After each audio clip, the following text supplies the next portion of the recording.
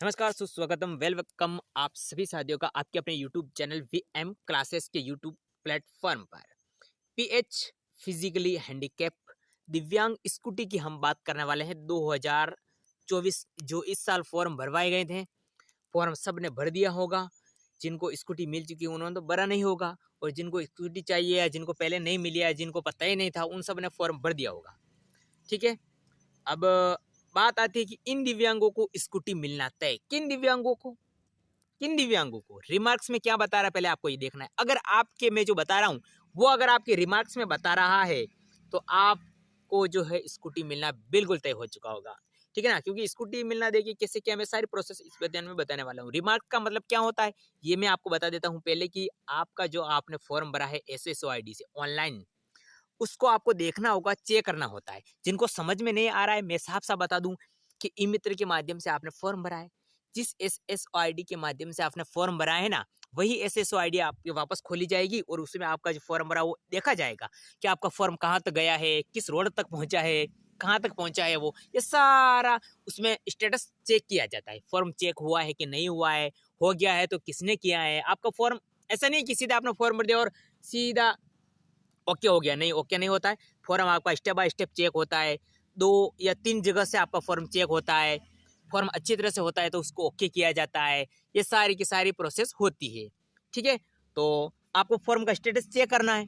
Form का status check करोगे तो आपको वहां पर लिखा हुआ हो जाएगा कि आपका अप्रूव। अप्रूव का मतलब होता है कि फॉर्म अप्रूव हो गया है।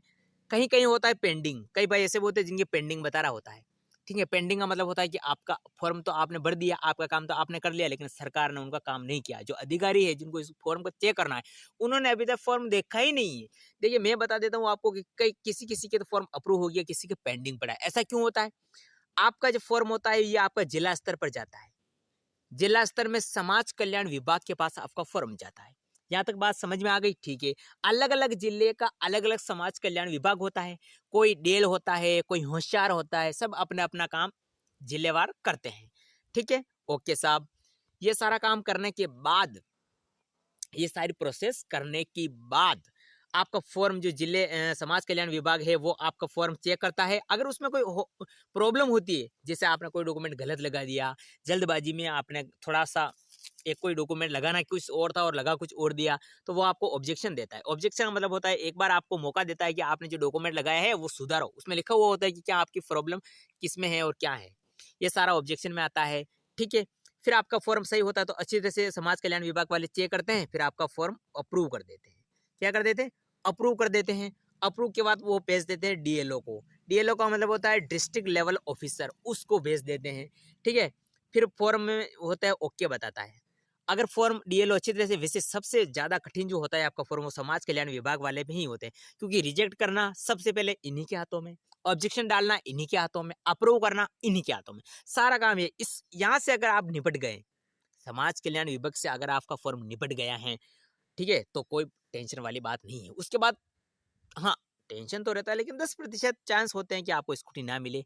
समाज कल्याण विभाग फॉर्म आपका गुजर जाता है, चला जाता है आगे, तो उसके बाद 90% चांस होते हैं कि आपको स्कूटी मिल जाएगी। ठीक है, तो समाज कल्याण विभाग अप्रूव कर देता है, उसके बाद डीएलओ के जाता है। डीएलओ चेक करता है।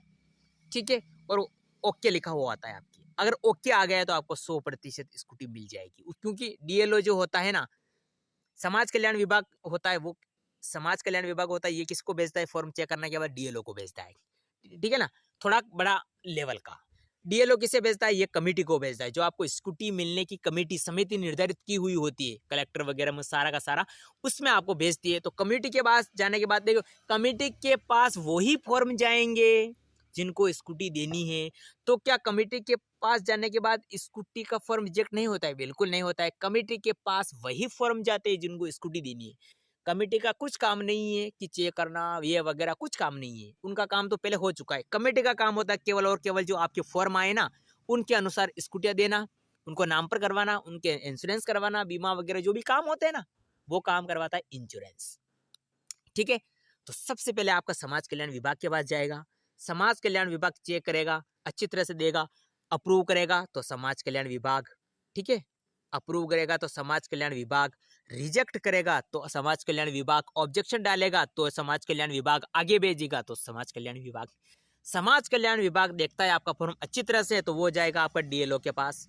डीएलओ वापस चेक करेगा, हालांकि ये ऑब्जेक्शन डालता नहीं है, रिजेक्ट भी कर देता है, लेकिन 10% चांस रहता है कि ये कुछ कर दे, क्योंकि समाज कल्याण विभाग से कुछ गलती हो जाए तो। ठीक है, समझ लो जल्दबाजी कर दे, उन्होंने कुछ गलती कर दी तो। ठीक है, ये समाज कल्याण विभाग पर डीएलओ के पास जाता है, डीएलओ वापस फॉर्म चेक करता है, अच्छी तरह से होता है तो आपका ओके लिखा हुआ आ जाता है। अगर आपके रिमार्क्स में ओके लिखा हुआ आ रहा है, इसका मतलब डीएलओ ने आपका फॉर्म अप्रूव कर दिया और उससे भेज दिया है कमेटी के पास। कमेटी के पास बैठ देते, forward to committee by DLO ऐसे लिखा हुआ आपके फॉर्म में आता है। इसका मतलब आपका फॉर्म जो है समाज कल्याण विभाग से डीएलओ, डीएलओ ने ओके कर दिया और committee, forward to committee by DLO ऐसा लिखा हुआ आ रहा है, तो ये आपका फॉर्म कहाँ चला गया है, सीधा कमेटी के पास, समिति के पास चला गया है। तो क्या आप स्कूटी मिल जाएगी? 100% स्कूटी मिल जाएगी अगर आपके फॉर्म में ओके बता रहा है और forward to committee by DLO लिखा हुआ है, तो आपका फॉर्म जो है कमेटी के पास चला गया है, अब आपको स्कूटी मिल जाएगी। ठीक है ना? तो उम्मीद करता हूँ ये मेरी जो प्रोसेस बताई गई है स्कूटी की, ये अच्छी तरह से आपको समझ में आ चुकी होगी। कोई डाउट है कमेंट बॉक्स में जरूर लिखे, और भी वीडियो में इस पर लाता रहूंगा कि स्कूटी कैसे क्या है वापस, और भी क्या हो रहेगी तो रहेगी। ज़्यादा वीडियो बड़ा हो नहीं जाए इसलिए मैं जल्दी जल्दी बताने की कोशिश की। ठीक है साथियों, ओके।